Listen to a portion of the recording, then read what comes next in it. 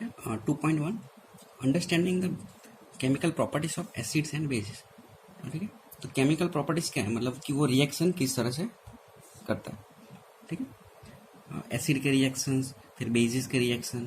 ठीक है, तो फर्स्ट है 2.1.1 acid and base in laboratory. ठीक है, तो बेसिकली यहाँ पे क्या दिया हुआ है कि हमने देखा कि लिटमस टेस्ट, तो उससे हम चेक कर सकते हैं कि सब्सटेंस है वो एसिड है कि बेसिक। ठीक है, तो उसके अलावा भी और भी है फिनोल्फथैलीन और मिथाइल ऑरेंज इंडिकेटर्स, जो हमें बता सकते हैं कि मतलब जो सब्सटेंस है सॉल्यूशन है वो एसिडिक है या बेसिक है। ठीक है, तो so this indicators tell us whether a substance is acidic और basic by change in colour. तो लिटमस पेपर कलर चेंज करता है, तो उससे हमें पता चल जाएगा कि एसिड है कि बेसिक है। There are some substances whose odour changes in acidic और बेसिक मीडिया। तो ऑर्डर यानी कि स्मेल भी चेंज होती है उनकी, जिससे हम पता चल जाता है कि मतलब एसिडिक है या बेसिक है। These are called olfactory indicators. ठीक है, तो ये याद रखना, ऑल्फैक्टरी इंडिकेटर किसे कहते हैं, मतलब जिसकी ऑर्डर चेंज होती है एसिडिक या बेसिक मीडियम में। ठीक है, let us try out some of this indicators. तो एक्टिविटीज दी हुई है, तो एक्टिविटीज आपके एग्जाम में नहीं आती है।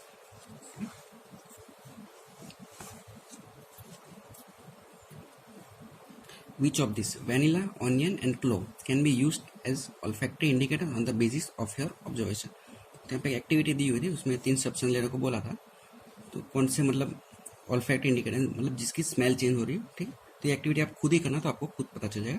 नेक्स्ट है, let us perform some more activities to understand the chemical properties of acid and bases. ठीक है, तो एसिड और बेसिस की केमिकल प्रॉपर्टीज जानी है, तो उसकी रिएक्शन करनी पड़ेगी मेटल के साथ, ऑक्साइड्स के साथ, एसिड की बेस के साथ, बेस की एसिड के साथ, इस तरह से। ठीक है, how do acids and bases react with metals. ठीक है, तो मेटल्स यानी कि सोडियम, पोटेशियम, ठीक, जिंक है, सिल्वर है, तो ये सब मेटल्स है। तो यहाँ पे उसके लिए एक एक्टिविटी दी हुई है। तो सेटअप किस तरह का है, reaction of zinc granules with dilute sulphuric acid and testing hydrogen gas by burning. ठीक, तो यहाँ पे कैसा प्रोसेस है कि यहाँ पे टेस्ट ट्यूब के अंदर डाइल्यूट सल्फ्यूरिक एसिड लिया है, ठीक है, उसकी रिएक्शन हो रही है जिंक ग्रेन्यूल, जिंक मेटल है उसके छोटे छोटे टुकड़े हैं उससे, तो रिएक्शन होती है, तो उससे क्या फॉर्म होता है, zinc sulphate and hydrogen gas. तो जिंक सल्फेट होगा वो यही रहेगा, और हाइड्रोजन सल्फेट है वो यहाँ से होके डिलीवरी ट्यूब से होके यहाँ से बबल्स आएंगे। ठीक, वो बबल्स को हम कैंडल से फोड़ते हैं तो हाइड्रोजन बर्न होता है। ठीक है, तो इस तरह का ये पूरा का पूरा सेटअप है। ठीक है, तो ये रिएक्शन है, मतलब क्या फॉर्म करती है कि एसिड की मेटल के साथ रिएक्शन होती है, तो वो हाइड्रोजन गैस प्रोड्यूस होता है।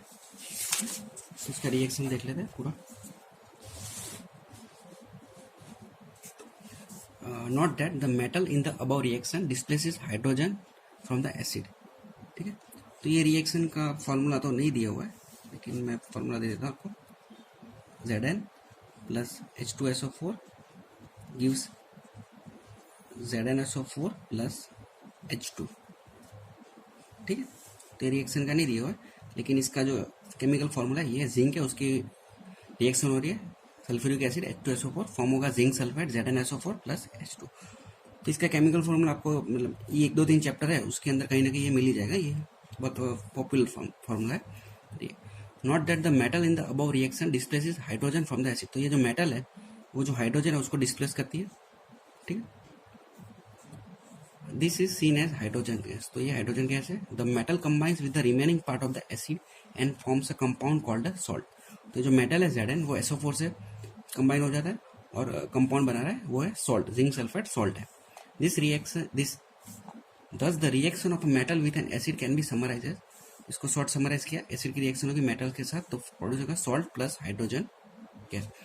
Can you now right the equations for the reaction you have observe. तो इसकी इक्वेशन ये है, ठीक है, वो बैलेंस ही है, इक्वेशन बैलेंस करने की जरूरत है, ऑलरेडी बैलेंस है। ठीक है, एक और रिएक्शन दिया हुआ है, ये बेस का रिएक्शन है मेटल के साथ। The reaction that takes place can be written as follows. तो 2NaOH sodium hydroxide plus zinc Zn, reaction होगा, फॉर्म होगा sodium zincate Na2ZnO2 plus H2। You find again that hydrogen is form in the reaction, however such reactions are not possible with all metal. तो base की reaction metal हर एक metal के साथ possible नहीं। उसके बाद है how do metal carbonates and metal hydrogen carbonates react with acid. तो कार्बोनेट यानी कि CO3 और हाइड्रोजन कार्बोनेट यानी कि HCO3। अब मेटल कार्बोनेट यानी कि उसके आगे एक M होगा, मतलब कोई भी मेटल होगी, ठीक है, सोडियम, मैग्नीशियम, पोटेशियम, कोई भी हो सकती है। और यहाँ पे मेटल हाइड्रोजन कार्बन, तो हाइड्रोजन कार्बोनेट यानी कि HCO3, उसके आगे कोई भी एक मेटल होगा उससे। तो उसका एसिड के साथ किस तरह से रिएक्ट होता है, तो उसको एसिड के साथ रिएक्ट होता है तो CO3 है, उसमें से CO2 carbon dioxide gas produce होता है। तो यहाँ पे एक सेटअप दिया है, passing carbon dioxide gas through calcium hydroxide. तो एक एक्टिविटी है, तो डायरेक्टली हम रिएक्शन से देख लेते हैं। The reactions occurring in the above activity are written as, तो फर्स्ट क्या लिया था, Na2CO3 sodium carbonate solid plus HCl hydrochloric acid aqueous, form हुआ 2NaCl aqueous sodium chloride plus H2O water plus CO2 carbon dioxide. और दूसरा reaction लिया था test tube भी, उसमें sodium hydrogen carbonate NaHCO3 solid plus HCl aqueous gives NaCl aqueous plus H2O liquid plus CO2 gaseous.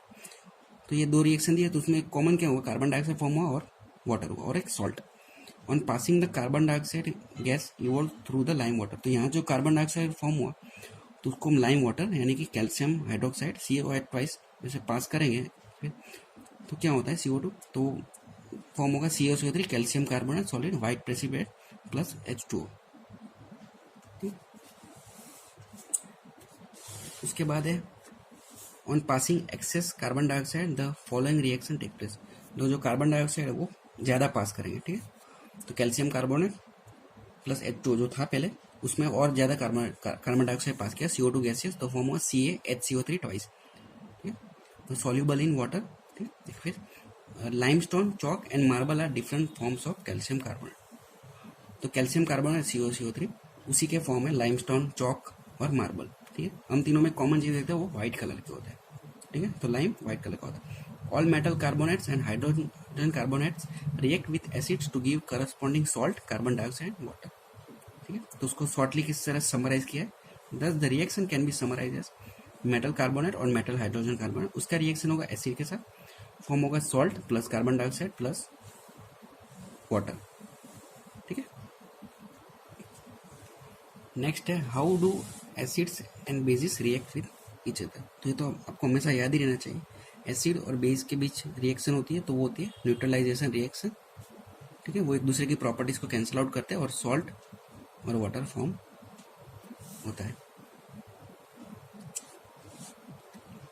In the above activity we have observe that the effect of a base is nullified by an acid and vice वर्सा।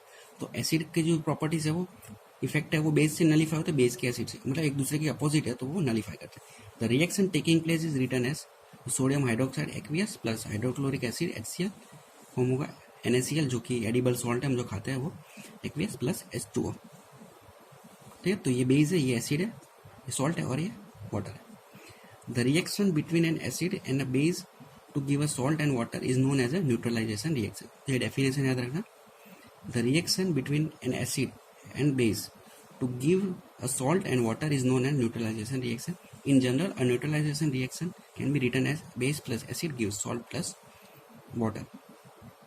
उसके बाद है 2.1.5 reaction of metallic oxides with acid.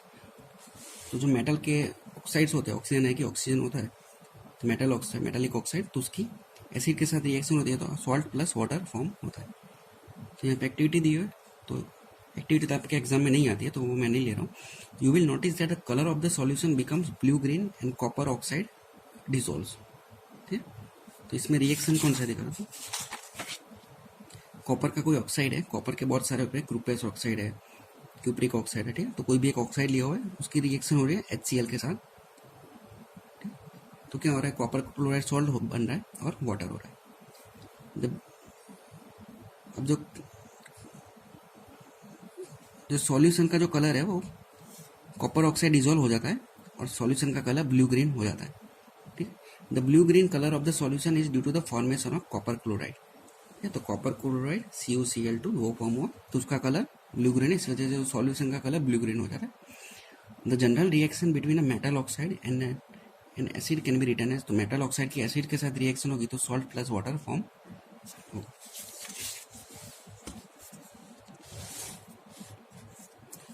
Now write and balance the equation for the above reaction since metallic oxides react with acid to give salt and water. Similar to the reaction of a base with an acid, metallic oxides are said to be basic oxide. ठीक है, तो metal से क्या form होता है, base form होता है, मतलब सोडियम मेटल है तो NaOH बेस है, ठीक है, तो metallic oxide are said to be basic oxide, तो उसको बेसिक ऑक्साइड भी कहते हैं. उसके बाद लास्ट रिएक्शन है 2.1.6, reaction of non metallic oxide with base. Use for the reaction between carbon dioxide and calcium hydroxide. ठीक है, कैल्शियम हाइड्रोक्साइड CO ट्वाइस और कार्बन डाइऑक्साइड CO2, उसकी रिएक्शन देखिए आगे के 2.5 में. Calcium hydroxide which is a base react with carbon dioxide to produce salt and water, तो salt and water form होता है. So this is a similar to the reaction between base and acid, we can conclude that non-metallic oxides are basic in nature. तो non metallic oxide यानी कि carbon dioxide है, sulphur dioxide है, ठीक है, तो ये सब एसिडिक नेचर है. ठीक है, नॉन मेटल से एसिड फॉर्म होता है तो ये सब एसिडिक ऑक्साइड. ठीक है.